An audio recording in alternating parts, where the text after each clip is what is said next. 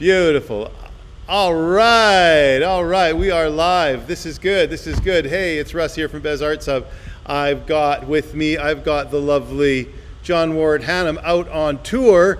Is that right? Are you with? Oh, that's the wrong show. Wait a second. Here we go. There we are. Ta-da! Hey! Yes. I just got off a ferry from Powell River, and I just landed in I'm at the marina right now. And we are headed to the Duncan showroom. Oh, lovely. Yeah, I've played there. That's a great little spot. That guy's been doing that forever. Yeah. Longevity John is, he's a legend. He is. I feel like he's both famous and infamous at the same time. Awesome. Wow. It's been a good little run of dates. So I've been touring with Scott Duncan, who's a great fiddler out of Calgary, Alberta. And we've been doing a duo show of Alberta-made folk songs, and it's been going really well. That is cool. Well, tell me about your favorite moment so far. I would love to hear. I'm just going to... My furnace is about to go on. You surprised me when you called. I wasn't quite ready, but we're live, and now I've got a noise. Hang on. Tell the people about what's been happening. I'm going to go shut the fan off. Sure. So mostly we've been taking a lot of ferries. You guys would know, but me being an Alberta boy, I just assumed that the Pender Harbor Music Society was on Pender Island. But it's not. It's near a park on the Sunshine Coast. And so we've taken quite a few more ferries than I planned to take. But beautiful area, and I don't mind the ferries. It's I'm sure if you were to take the ferry every day, it would be the same as us Albertans having to drive Highway 2. But it's still kind of exciting for me. I like getting water. It's still a novelty for a prairie boy to ride a ferry. Yeah, where did you play in Gibson's? Oh, actually, that one we just played a private house concert in Gibson, and that was really nice. But we kind of been zigzagging across back and forth. I think in 10 days we're going to end up taking like 9 ferries, which is kind of ridiculous. And it was just sort of a little bit of bad routing on my part. But that's how it goes. And you take the gigs. Go ahead. I've been calling this the Star of David tour. It makes zero sense whatsoever. It's all over the place. Oh, very cool. Yeah, that's awesome. No, but you take the gigs you can get, right? You take the gigs where you get the gigs, and you go and you be with the people you need to be with. That's right. You asked about my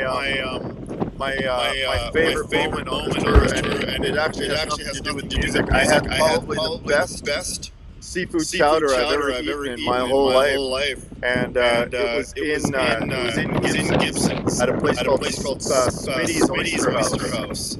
And it was pretty amazing. But we've had some really great shows, and some decent turnouts, and it's been nice to play people that I've never played before. Well, we're so glad you're coming back to Bez Arts Hub. I mean, when you were here last year with Chris Ronald, that was pretty special. That was a fun night. You guys duking it out, doing your sparring songwriters. Who won the fight? Did we decide? Did we pronounce a winner last year, or what? Well, I mean, technically, we always say that we're there doesn't really have to be a winner, but I mean, everybody knows I won. Oh yeah, well that was. I don't think Chris is listening right now. He's up at another show somewhere. Yeah. Actually, I think Chris is in the UK right now. But yes, he actually might show up at the Bez. He said he'll be back in time, we might see him there still. Oh, that would be great. Yeah, that would be great. great. I'm really excited to come back to the Bez because it's such a unique venue, and I've always loved those sort of black box type, venues, and the sound when I was there was great. I'm really excited to come play a full set of my tunes. I mean, it was great to play with Chris Ronald, but pretty excited to have my fiddler with me and to come play a bunch of tunes. Well, there was enough people that went to your show at Warren's place earlier on this, a couple weeks ago, whenever you were playing in at the Buckerfield's Warren Murphy guitar shop. There's a lot of folks who are regular Bez folks were like, "This is a great show. That you guys sounded great." And they're good. And then it was funny. The week before that, or a couple weeks before, we had Andy from Harrison Arts Festival. He was playing here with the Beatles thing that they were doing, and he was telling the crowd, "You guys don't miss seeing John. You're gonna love it." So he was really talking up the show with you when you're coming to Bez. So you've had some great endorsements with various locals who are looking forward to being part of the or being here at the show when you're here. So that's cool. Excellent. Okay, we're very excited to come for sure. So you're in Duncan tonight. Is that the plan, or? We're in Duncan tonight, then we're heading to play in Victoria, and then we actually, again, bad route, we're going back over to Roberts Creek on the Sunshine Coast, and then we're going to make our way to see you in Langley, and then you're actually the last stop on the run, and then we're going to wake up the next morning, and we're going to scoot all the way back to Alberta. And where in Alberta do you guys hail from? So Scott lives in Calgary, Alberta, and I live in Lethbridge, Alberta. So heard of it? So I'm about 2 hours and 20 minutes southeast of Calgary. Yeah. So I'm really not that far from the Montana border. Right. Yeah. So quite when I say Southern Alberta, I'm really down, and I'm right on the prairies type thing. Yeah. So it's a beautiful area. It really is, and it's beautiful behind you. Looking at that scene from Comox with the harbor there and the wild west coast, it looks fake. It looks like you've just cut and pasted your face on top of a wild background. It's pretty cool.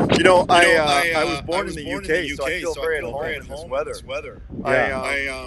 I was born on the island of Jersey, in the Channel Islands. We immigrated to Alberta when I was 9 years old. So this sort of wet, sort of overcast, drizzly kind of weather. I said to Scott, the fiddler there, I said, I feel like I'm a kid again. I just have so many memories of just this sort of kind of not really rainy, but it's kind of drizzly and it's blowing a little bit today. But I'm very much reminded of the early years of my life being here on the coast. That's awesome. So, the Channel Islands. That's amazing. Because I was looking at your name and I was trying to think of what's the interesting two-part last name. Is that what's the family history on that? Because it's so our bloodline is actually Hannam. But my great grandfather died when my grandfather Frank was just a boy, and his mom, so that would be my great grandmother. She never remarried, but she lived the rest of her life with a New Zealander who was of German descent. Oh, and his last name was Wort. The Germans see my name, they say, Wort. With a V instead of a W. But and then my grandfather Frank was known around the village in England by some people as Frank Hannam, and some people called him Frank Wort. And those names sort of just got blended together at some point. And people sometimes think that's my middle name. They say, they'll say things like, "Man, your parents must have had a sense of humor, naming you Wort as your middle name." And but Robert's my middle name. Okay. Well, I was thinking it was something about, I don't know who the people are that were in the Channel Islands, but I was mixing it, thinking it must be Belgians and Dutch, and I was trying to figure it out when it's German. I was, you try to figure things out when you look at names. And anyways, that's an interesting story that not many people are from there. No. usually if I do meet people from the Channel Islands in Canada, they're for some reason they're usually from Guernsey, which is the neighboring island. Yeah. I've met very. I'm trying to think if I've ever met anybody who is actually from there. I've met people who have relatives there, but I don't think I've ever met anybody in the whole time. I'm 56 now, and we came here when I was 9, and I don't think I've ever met anybody from Jersey. And what was that movie that was out recently about somebody living on one of those Channel Islands, and it was a beautiful story, and I can't quite remember it. Anyways, yeah, I'm not sure. They are very beautiful islands. I mean, they're very small. Yeah. But they are very beautiful. So I can see your affection for the West Coast, and especially this area you are in, going back and forth on the ferries in the rain and going to Gibson's. In fact, when you were sitting at Smitty's Oyster Bar there in Gibson's, you could have waved at me because I was on Keats Island, the island that you can see from right where you were sitting at having your lunch. If you looked out there, I was right there because you were there on the weekend, right? Yeah, that's right. I was right there. I didn't know you were there. I would have waved, but we were enjoying the wet coast together. Yeah. Oh, that's great. I really struggle with Alberta winters, with the cold and the snow. I'm not a winter person. I don't do any sports of skiing or anything like that in the winter. So this seems very appealing to me. Well, it's fun. Your songs, when I think about your music, I think that you love to tell the story. This is how I perceive you. Anyways, you love to tell the story of people in relation to the land. Like they're all those pieces are together. Individuals, the land, and relationships with each others, and those history stories and land-based stories. So there's something in you that is sort of thinking land and connection to place, which I find interesting. Am I getting that right? No, absolutely right. I think we're very influenced by our surroundings, even if we don't know it. Like a good example would be when I come here, when I come out to the West Coast, and I'm around the ocean, it feels really good. But when I go to the East Coast and I'm around the Atlantic, there's something in me that just goes, this feels very familiar. Because I grew, those early years in England were beside the Atlantic. Sure. And I feel like I'm sure you've been out to the East Coast. It's like a very different vibe. Very different vibe. There's something about it. Maybe there's more history out there, at least for the settlers like us. There's more history out there, and here it's a bit more of the Wild West. And whereas there it's got richer connection to the UK and other parts of our story, especially our settler story. Anyways, I find that interesting. Absolutely. We are looking forward to playing in Victoria. I heard a term the other day that I never heard before, but they called it what do they call it? I guess there's so many British people in Victoria. They called it the curtain. I can't think of the name now. There was a play on the Iron Curtain. The tweed curtain. Oh, the tweed curtain. Yeah, they were like, Somebody commented and said, "I hope you have your passport to get past the curtain." I have never heard that. That is brilliant. I have never heard that. Yeah, that's great. Yeah, definitely. They were referring to the fact that there are so many Brits. Definitely Brit. I mean, Victoria is very British. Yes, for sure. I mean, it's more than that, but yes, it is very British. Well, we're so thrilled that you're coming, and I just wanted to. What should I tell them? Like, there's still people that haven't got their seats yet. I'm telling them, hurry up and get your seats. So, what are we telling? What are we going to expect from you? I would tell people that if they're on Facebook and they want to get a little taste of the sort of the thing we do, there's actually some video that was taken at Butterfield in Vancouver. Oh, yes. They're not very long, 20, 30 seconds, but it really give an idea of the sound of the show. Sure. And if they want to go to the website, they can listen. Or if they want to go to YouTube, they can listen to the songs, get a real sense of what it is that we do. But it's very lyrically driven, narrative type.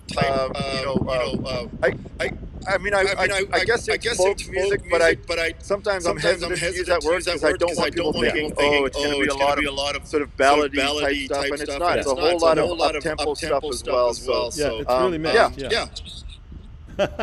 And you've got Scott coming with you, right? I have Scott the fiddler with me, and he is a really outstanding. He's been fiddling since he was 3 years old. He's never had a job other than being a fiddler. He started touring Europe when he was 12. I mean, the guy's phenomenal. Even if you don't like my songs, come for Scott the fiddler. You're gonna love him. Exactly. I love it. That's what the guys were saying about your Buckerfield show, how great that was to see the skill of both of you, and your songwriting is lovely. And there were so many moments last time you were here that we were just really immersed in those songs, and you're very careful with your lyrics and deep and fun, and it's just good songwriting. So thank you for your devotion to your craft. That's a good gift to the world. We need it. We need you, and we need you to keep telling your stories. And we need to. We're looking forward to having you here at Bez. Here's the dates of everything. It's November 16th, which is this Saturday with John here at Bez, and we're going to have a great time. I'm really glad you're coming, John. Thank you so much. And have the good trips. All this crisscrossing. Enjoy. Get some fishing done. Maybe drop a line off the back of the ferry or something. That would be nice. That would be nice. Okay. We'll see you soon. Take it easy, Russ. Yeah, you too. Take care. Okay. Bye now. Bye.